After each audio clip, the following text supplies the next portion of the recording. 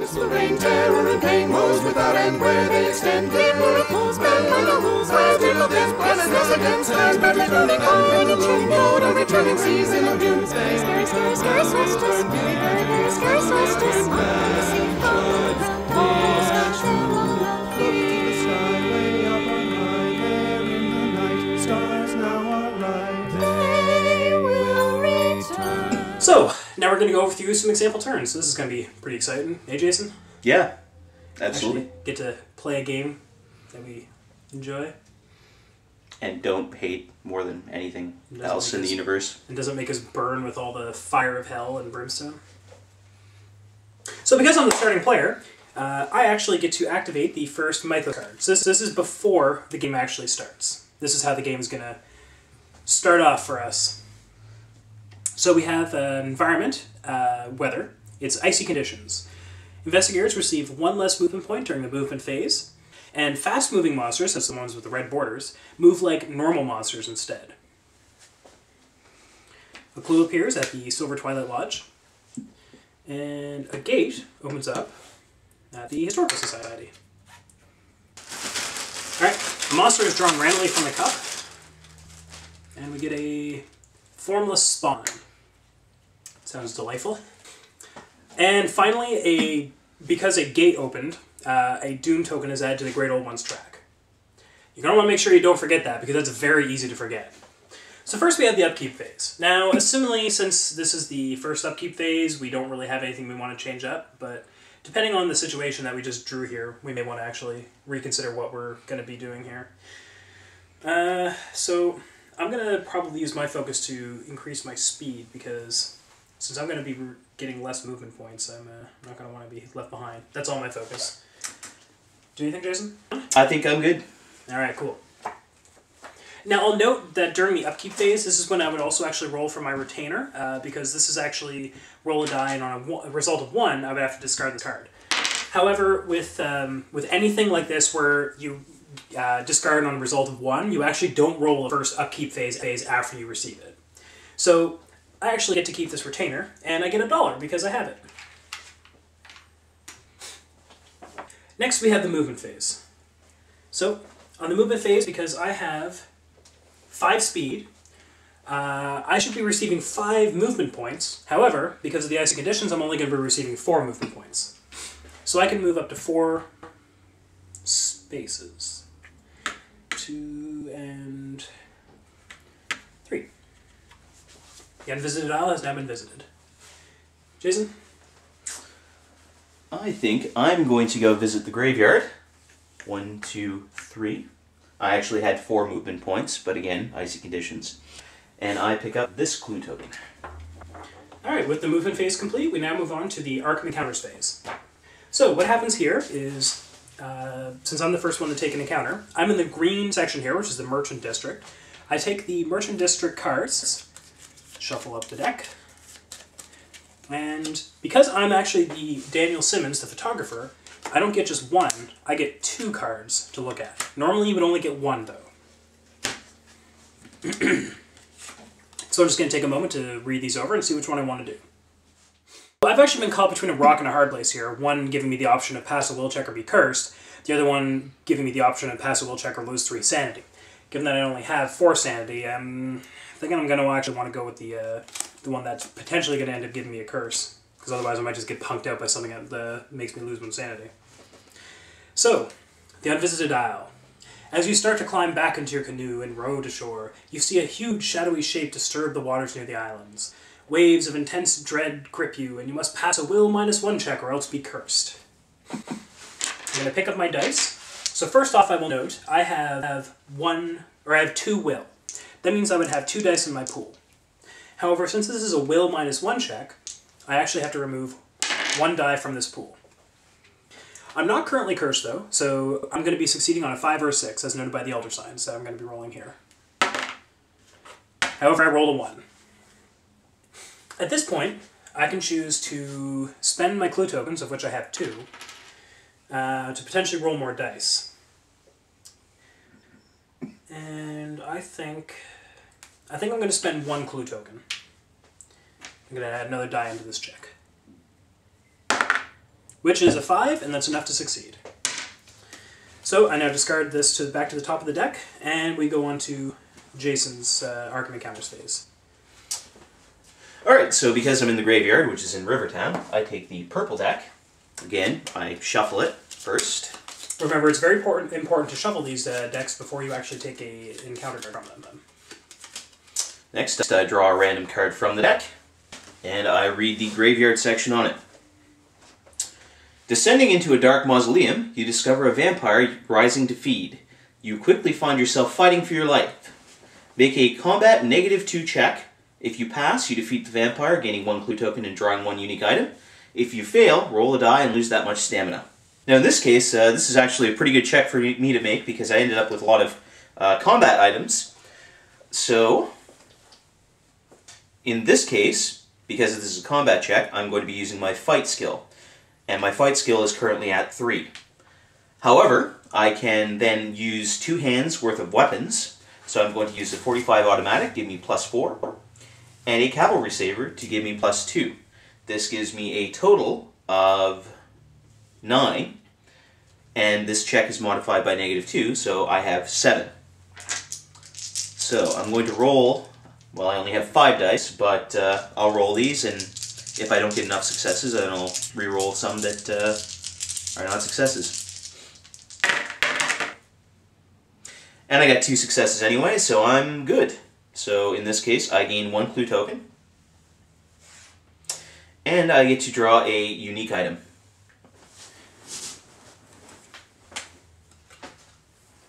So I've gained the Necronomicon.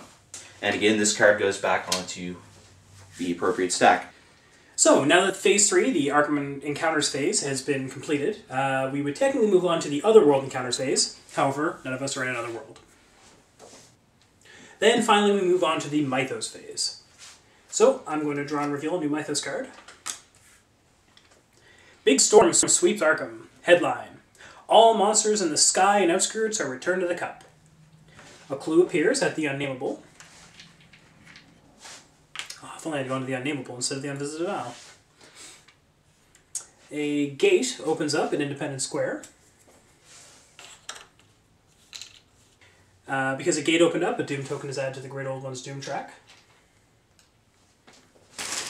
And monsters spawned. So in this case we have a ghost. Now monsters move.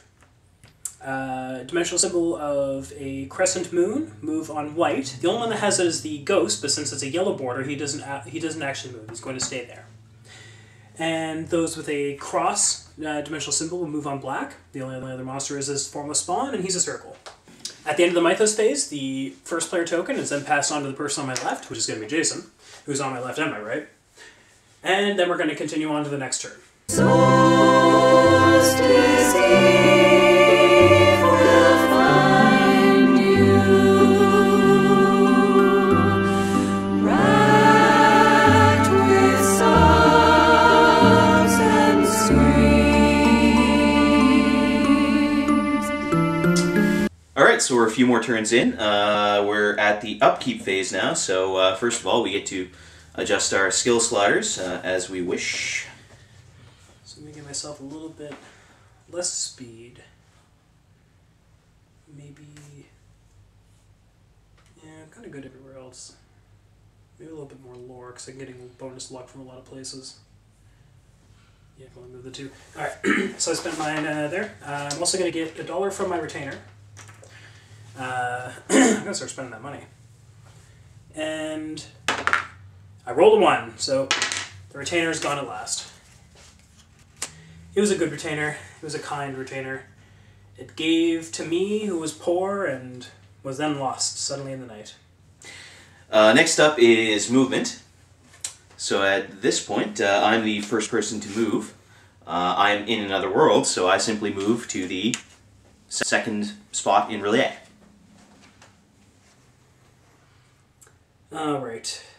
So as you can see, there's activity action in Miskatonic University streets. I could end my movement there and try to get another clue token. I have 5 as it is. We're getting pretty hefty on the gates being opened here, so I'm thinking my best bet would probably be to jump into another world. So even though I should be jumping into one of these gates here, because we actually have quite a few open, The only one that really has a clear path to me right now is Relay, and that's only because Joe Diamond cleared the path there.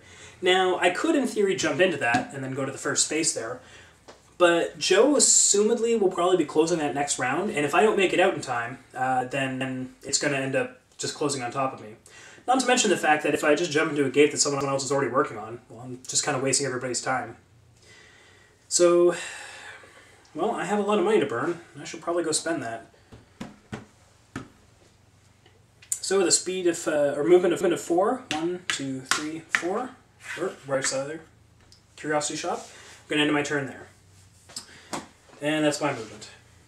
Alright, so next up is Arkham Encounters. Technically, I always go first, but in this case I'm in another world, so I'm skipped in the turn order here, so Ken. That's right. So I'm going to the Curiosity Shop here. Now, I have my options here. I could choose to take a random encounter from the Curiosity Shop here, or I can choose to just do the text on the card. So instead of having an encounter here, I can draw 3 unique items from the top of the deck and purchase one. And that is exactly what I'm going to do. So I've drawn Holy Water, an Enchanted Blade, and the Elder Sign. Well, one of several Elder Signs, rather. This is sort of a hard choice because at this point, well, the Holy Water is pretty much out for me. At this point, I'm kind of looking for to add to my combat checks with a magical weapon, or anything else really for that matter, because I have no combat-related items. So the Enchanted Blade would be really useful. However, the Elder Sign, it really should be a no contest thing because the Elder Sign would actually help us seal a gate and close a gate and all that sort of stuff as well. Well, in the end, I guess I'm going to have to go with the Elder Sign. I should be more combat effective, but at the same time, this is going to help us get the game done quicker, and in the end, that's the more important thing. So, I buy it for 5, and I return the other items to the bottom of the unique item deck. So, that's my Arkham Encounters phase. Next we move on. Jason is still starting player, so we're moving on to the Other World Encounters phase. And in this case, I actually do have another world encounter. So right now I'm in Relier, and the 2 corresponding colors are yellow and red.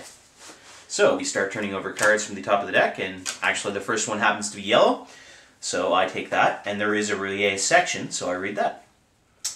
You trip over a stone outcropping that shouldn't be there. Pass a speed -1 check, or you are lost in time and space. Well, my speed is currently 3, because I didn't think I'd need too much of it in another world. Apparently I was wrong. -1 means that I only get 2 dice here. So... oh, and luckily I got a success, so I am not lost in time and space. So that is discarded. And we continue on. So finally, it's the Mythos phase. Because I'm starting player, I get to enact card. So, Miskatonic Arctic Expedition returns. Now, first of all, as noted previously, we open a gate and spawn a monster and a clue token. So, first of all, we have a gate opening in Hibbs Roadhouse. The clue token that was there goes away. And a new clue token would appear at Independence Square. However, there's already a gate there, so it does not. Next, we have a monster drawn from the Monster Cup.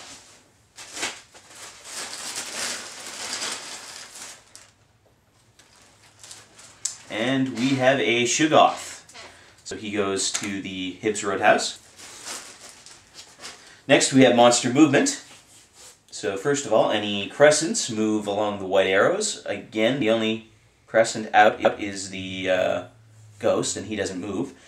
Then crosses move along the black arrows, and there actually aren't any crosses on the board, so there is no monster movement. Finally, we actually enact the text of the card, and it says, any elder things previously claimed as monster trophies by players return to life and are placed in the river docks. We don't have any elder things as trophies, so that doesn't happen. And then, at the end of my turn, I pass the starting player token on to Ken. From underground, down from the sky, they're all around, they will return. Mankind will learn new kinds of fear when they are here. Look to the sky, way up on high, there in the night, stars on our right. Beyond the past, now then at last, prison walls. So, things I really enjoy about this game is that it evokes a lot of well, there's a lot of thematics to it. You can make for a very interesting game like that. One of my favorite things in fiction in general is just the themes of defeat and overcoming overwhelming odds. And this game has it in spades. You'll get killed a lot, and yeah, and or you'll overcome things, and it'll be like you get that last thing. Oh my God! This game inspires a lot of points within those realms of like again defeat and overcoming odds. It being a cooperative game is always good in my books. Anybody who's been watching us up to this point knows I love cooperative games. And one of the things I really love about it is that it gives you a little bit of everything. So if you like the really big thematic things like I do, this game is great for that. Again, there's all these different thematic sort of points there. It can inspire some role-playing if you're feeling into that sort of mood. On the other hand, it's really mechanically deep, and it has like a lot of like breadth of mechanics and such. Sometimes overwhelmingly so, arguably not sometimes, depending on who's sitting at the table there. And it can really be a big, heavy smash and bash sort of experience that you don't really have to think too much about. So again, it brings a little bit of everything to the table. Yeah, as far as bringing a little bit of everything, I mean, Fantasy Flight, this was one of their sort of flagship moments as far as, how they developed. And, like, with most of their games, and this is one of the games that really established that, you get a lot of stuff. That's for damn sure. I mean, this game is a solid brick of components. You definitely get your money's worth, and it's pretty amazing that they managed to pack so much in, and they still really capture the the theme of Lovecraft, and it's pretty amazing what they've done with the genre. It's funny too because when Jason first introduces this game to me, like so many other games I've played, he's introduced them to me. It's actually one of the things that like really kind of got me into the Lovecraftian mythos. Like I'd always kind of like flirted with the general concepts and such like that. But this is one that really got me interested. I'd see these bizarre creatures and I'd be like, "What's this story?" Like there's so much story here, and I know I want to find more about it. Another thing you can also always credit Fantasy Flight games with, as far as their really high production quality games. The artwork is spectacular, so good. Like I know most of it is going to be digital paintings and such. I doubt any of it is actually done by hand any longer. But I mean, it just looks fantastic. They did a great job. One of the things that I would sort of put against it though is that well, sometimes it can be a little too complex. Well, I mean, one of the things that really comes into play there is the expansions. Oh, there's no doubt about that. I mean, there are a lot of expansions to this game. Trying to play with all of them is nigh unto impossible. Well, you really can't. Like, I'm not sure it's really designed for that, but you could.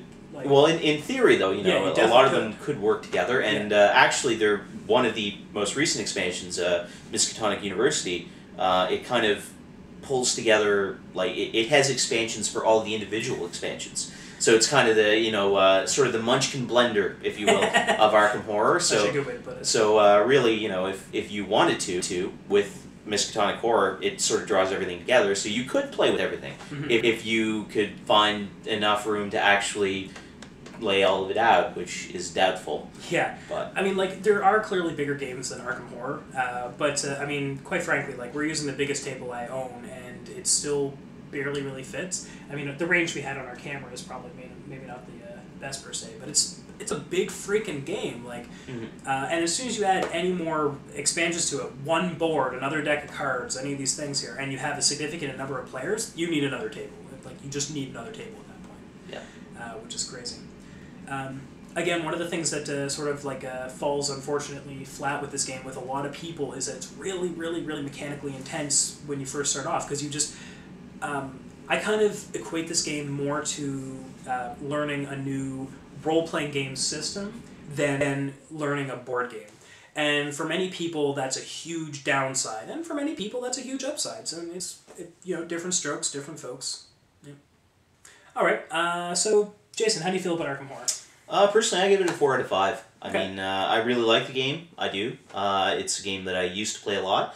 Not so much anymore, because, I do like the newer games. Yeah. But, it is certainly a favorite. The only reason that I just can't give it a 5 is it starts getting really complicated. Even without any of the expansions. Like when you add the expansions in, it just starts to it'll overwhelm new players right off the bat. Oh, absolutely. Yeah. But you know, even without the expansions, it's very rule heavy. I mean, I'm pretty sure when we're done editing this video, it's going to end up being pretty long.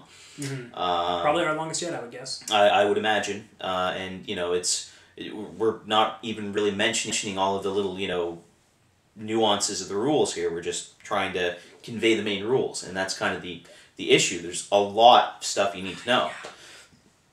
When in reality, it's a pretty simple game, but you know, it's one of those things. Mm-hmm. So, how about you, Cam? What do you think? I really want to give it a 5 because this game has like a big sweetheart spot in my heart. But I'm gonna have to give it a 4.5 out of 5. The main reason why I lose that half a point, the main reason why I don't go quite down as far as Jason, is it's again actually because of the complexity, which is sort of the same issue that you have there, and it is somewhat difficult to bring new players into this. However, this game has such momentum behind it that even like most new players, when they come into this, I personally find that they'll come into it knowing it's going to be really big, really like rule intensive and stuff like that, and like 9 times out of 10, they don't care. They want to play this game because they know that a lot of people have had a lot of fun playing this. So like heavy rules and such like that aside, like this game has so much momentum behind it that for being such a rules heavy game, which is something that I'm not really too fond of in most cases, although seeing our previous videos may indicate otherwise to that, depending on how you perceive us. It's a powerful enough game, it's a solid enough game, and I think that it deserves a 4.5 out of 5, no doubt. It doesn't get that 5 though because, I mean, it's basically like, for some new people, it's like a brick wall. Well, that's going to give us a grand total of 8.5 meeples, which is pretty solid overall, I'd have to say. Mm-hmm. Alright, so that's it for today. Join us in January for the beginning of Season 2.